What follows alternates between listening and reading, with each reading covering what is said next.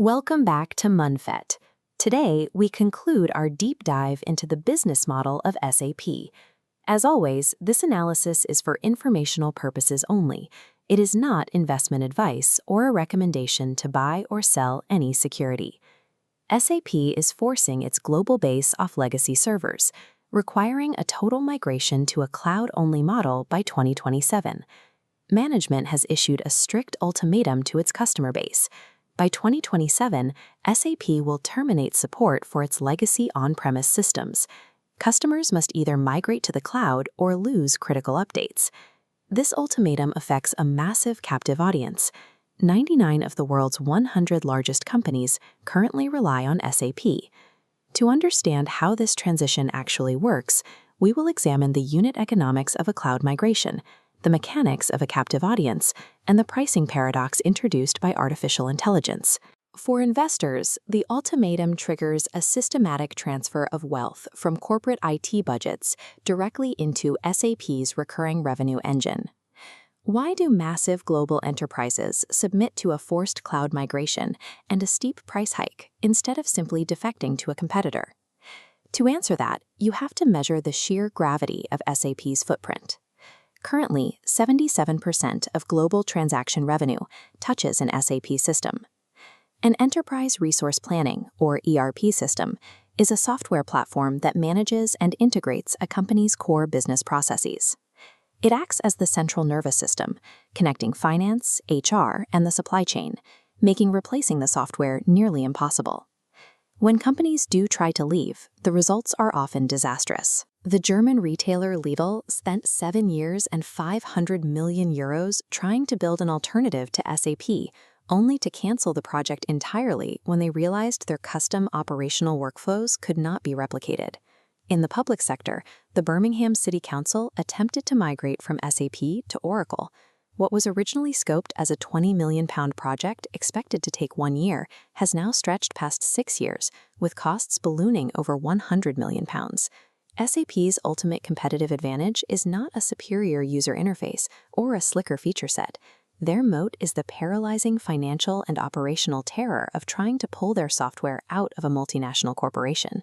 This chart shows the adoption progress of SAP's modern S/4HANA software, revealing that 47% of legacy clients still have not migrated. That represents a massive pool of untapped conversion revenue. When one of these legacy customers finally migrates, SAP deliberately sacrifices its old revenue stream, an annual maintenance fee that historically commanded an 85% gross margin. In exchange for terminating that legacy contract, SAP locks the customer into a new cloud subscription. The math is incredibly favorable. For every dollar of legacy support forfeited, the new cloud subscription generates 2.5 to 3 times more total revenue.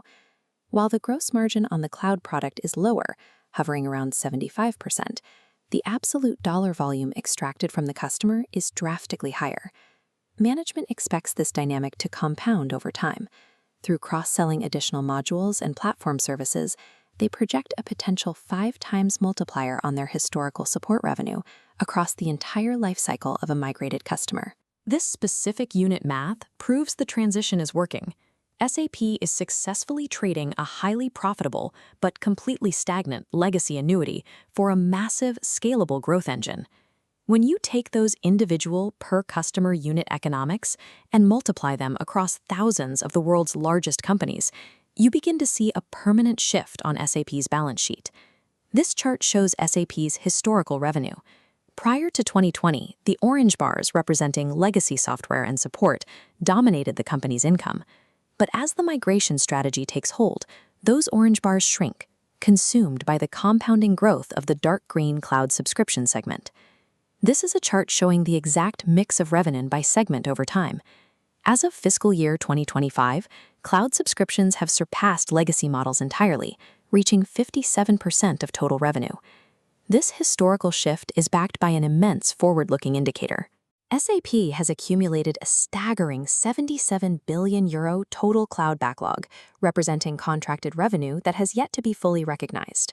The financial shift is now a realized fact, permanently moving SAP's center of gravity from legacy maintenance to cloud subscriptions.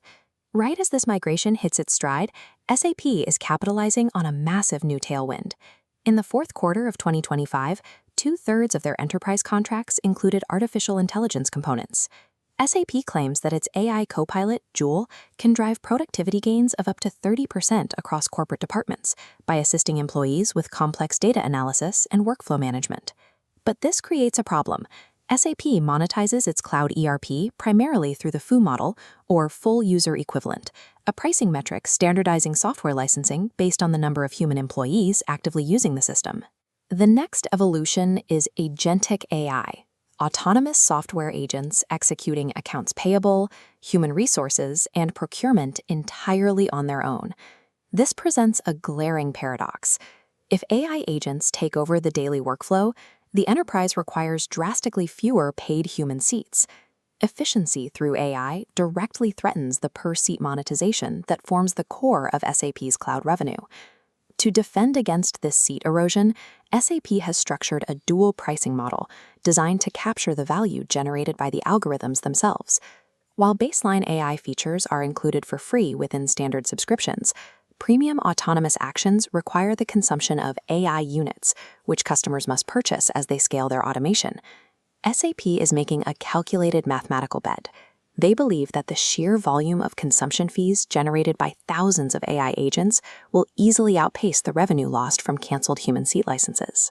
Over the last 5 years, SAP successfully leveraged a $500 million switching cost moat to force the world's largest companies into the cloud.